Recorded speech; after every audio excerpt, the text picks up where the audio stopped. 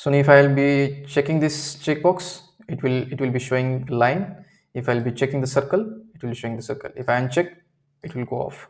If I check the line, line will be getting drawn. If circle, the circle will be getting drawn. So let's begin for adding a checklist box into our application. So go to toolbox, and here in this common controls, we have the another control, that is a checklist box. So what it is exactly? So it is a list of checkboxes. So now just drag and drop it here. So for this checklist box, change the properties. First of all, add the items into the checklist box. It's line, circle.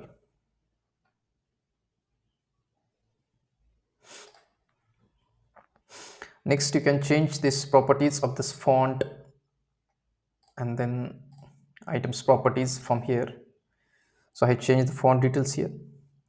Then for this checklist box, you can change the name CHK shape list.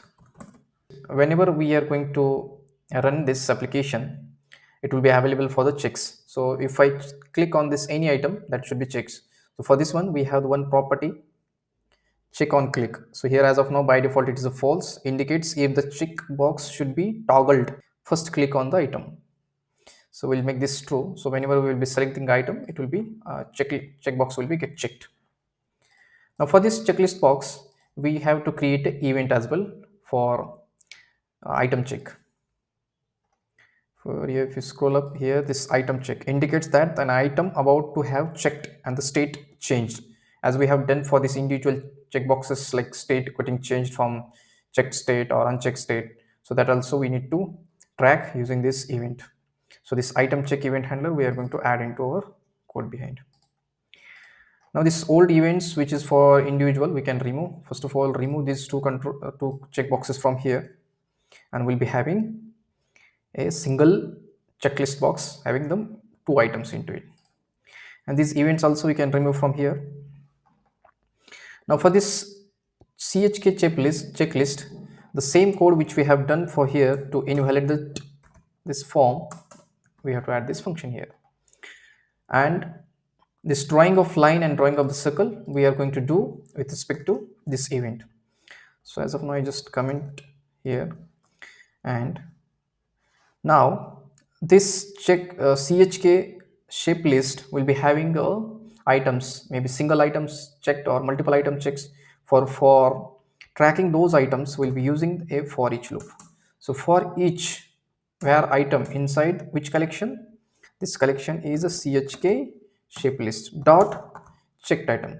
So always we'll be having the collection of checked item into this collection.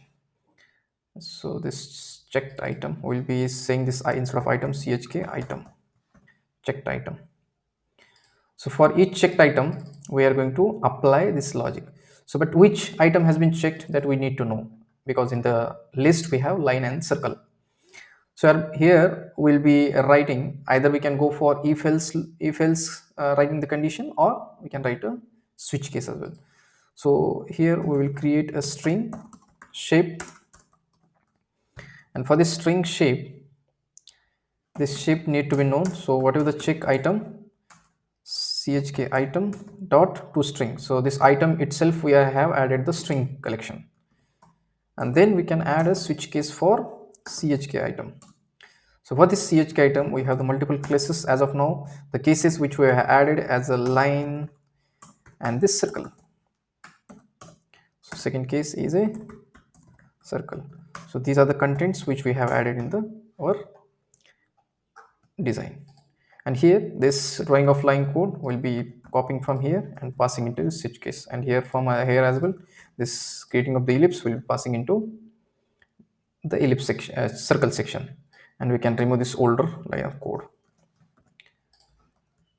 So previously we were using a single checkbox for each control. Now we are having the checklist box, and this is how the logic will execute. Now go and run this one.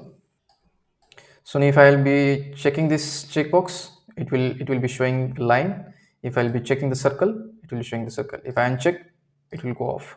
If I check the line, line will be getting drawn. If circle, the circle will be getting drawn.